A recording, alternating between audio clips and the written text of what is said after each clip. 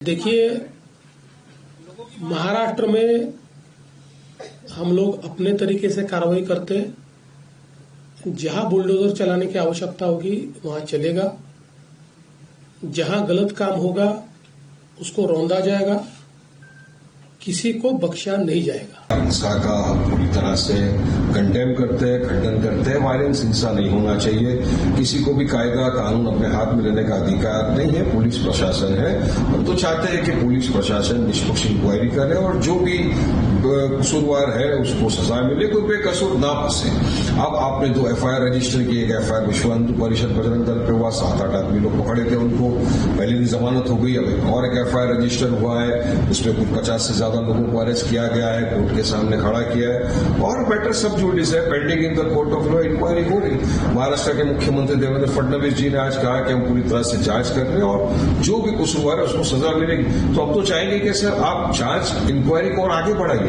जिन लोगों ने इतने दिनों से महाराष्ट्र का वातावरण खराब करने की कोशिश की अपने भड़काऊ भाषण के जरिए, उनके ऊपर भी कार्रवाई होनी चाहिए। ये जो नफरत इतनी फैली है महाराष्ट्र में, ये कुछ ऐसे नफरती चिंटू थे जिनके भाषणों की वजह से इस तरह का माहौल हुआ है, तो आप उनके खिलाफ भी इंक्वायरी कराइए। रुकेगा ये सारी चीजें तो निष्पक्ष इंक्वायरी हो। चलो आपने बात करी बुलडोजर भी चलाएंगे के साथ। सुप्रीम कोर्ट ने अभी फिलहाल ही नवंबर में कहा कि बुलडोजर जस्टिस पूरी तरह से असंवैधानिक है, गैर कानूनी है। यदि आपको लगता भी है कि कोई एक्यूज उसमें इन्वॉल्व है, अगर कोई आरोपी भी है, तभी भी आप उसके घर के ऊपर बुलडोजर नहीं चला सकते, यहां तक सुप्रीम कोर्ट ने कहा है। तो फिर आप क्यों बुलडोजर की बात कर रहे हो? ये बुलडोजर से, जस्टिस से देश नहीं चलेगा। देश चलेगा संविधान से, देश चलेगा कायदे कानून से, रूल ऑफ लॉ से। सरकार को, प्रशासन को कायदा कानून का पालन करना पड़ेगा, रूल ऑफ लॉ फॉलो करना पड़ेगा, नहीं कि आप बुलडोजर चला देंगे। तो हम चाहते हैं कि बिल्कुल निष्पक्ष इंक्वायरी हो, जो भी गिल्टी है उसके खिलाफ कानूनी कार्रवाई हो और जो कोर्ट फैसला करे सब माने। नागपुर के कुछ इलाकों में लोग जमा हुए और दंगइयों ने पत्थरबाजी की, गाड़ियों को तोड़ा, दुकानों पर हमला किया और बड़े पैमाने पर नुकसान करने का काम किया। पुलिस ने भी अच्छी कार्रवाई की। 4, साढ़े 4, 5 घंटे में पुलिस ने इस पर पूरा काबू लाया। उसके लिए आंसू गैस के गोले छोड़ने की बात हो या अलग अलग प्रकार से जो कार्रवाई करनी पड़ती है वो सारी कार्रवाई पुलिस ने की, जिसके कारण इसको काबू में लाया गया। इसमें बड़े पैमाने पर पुलिस घायल हुई। पुलिस के हमारे DCP लेवल के 3 लोग और कुल मिलाकर 33 पुलिस के लोग और कुछ सिविलियंस और सारे कुल मिलाकर 40 लोग इस प्रकार से इसमें घायल हुए। उसके बाद पुलिस ने इन इलाकों में कर्फ्यू भी लगाया।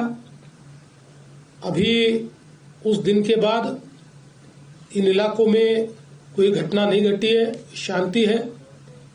लेकिन जो CCTV फुटेजेस हमारे पास उपलब्ध थे, अलग अलग लोगों ने वीडियोस दिए थे, उन वीडियोस को भी एनालाइज किया गया।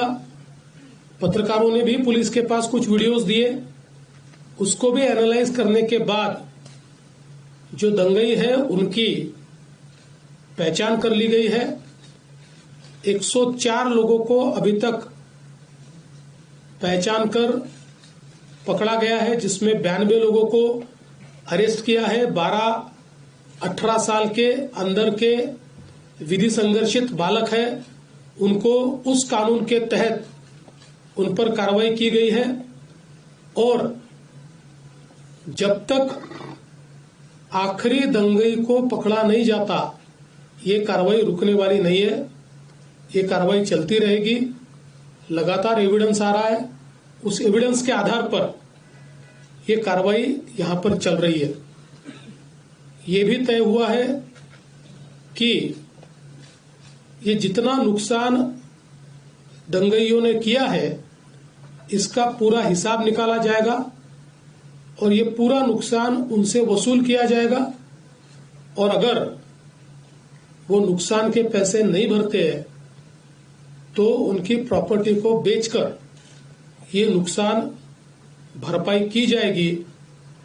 किसी भी हालत में इस प्रकार से किसी को दंगा करके दूसरे को नुकसान पहुंचाने की इजाजत नहीं दी जाएगी।